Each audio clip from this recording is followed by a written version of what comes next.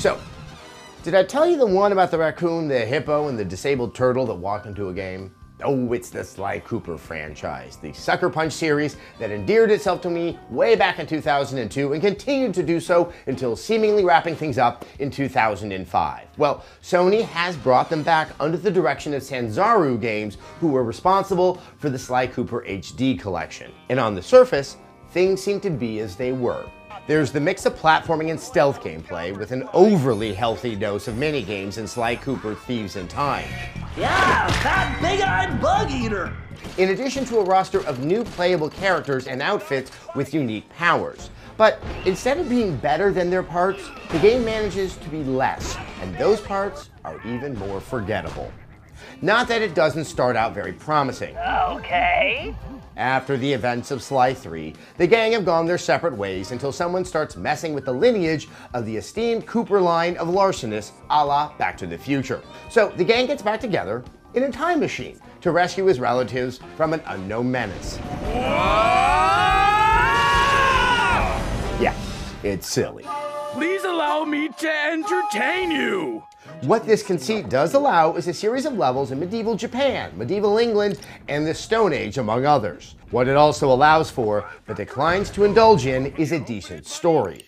Are you kidding? With time travel, meeting your ancestors, and the mere return of a classic franchise, there's ample opportunity to ruminate on familial identity, I do not know you. and the decline of the platforming genre, but it's merely a flimsy pastiche to hang levels onto, with only passing indulgences in playing with the characters that define the series. So this is what it feels like. Look, I'm not asking for Proust in my cartoonish platformers, but why go through the trouble of bringing back the Sly Cooper franchise only to eschew any sense of what its place is in the canon of modern video games? The more recent and major Ratchet & Clank games have shown that you can have narrative resonance in games of this type. Story aside, the core of a game of this type is the gameplay. And while the game offers up a seeming smorgasbord of things to do, none of them feel very well thought out or terribly compelling. Platforming and stealth remain the strongest points of the game, as that is the franchise's DNA. But in Thieves in Time, there's nothing remarkable or memorable about how it is utilized. No one sequence stands out, and what there is feels obligatory and uninspired. Games of this type rely upon surprise and wonder to invigorate the familiar formula, and short bursts of painfully familiar picture-taking, pickpocketing, following characters, and jumping on spires bring little to the table. That the franchise is now on the PS3 would give the impression of level design that takes advantage of the processing power, but even at its best, it underwhelms compared to its PS2 brethren. The overworld of each locale are a little more impressive, and completists can find challenge there as they collect every hidden thingy, but they feel woefully underutilized, and increasingly so as the game progresses. The remainder of the game fares worse. Sequences of combat, remote control devices, and these rote challenges are as plentiful as they are filler and just draw out a sense of tedium.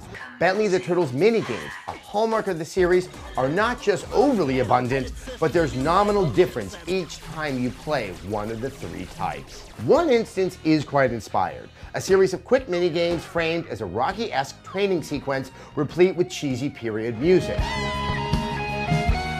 If the game could have delivered this level of invention throughout, it would have recaptured the joy of the series, because where the game continues to shine is in the endearing characters and their animations.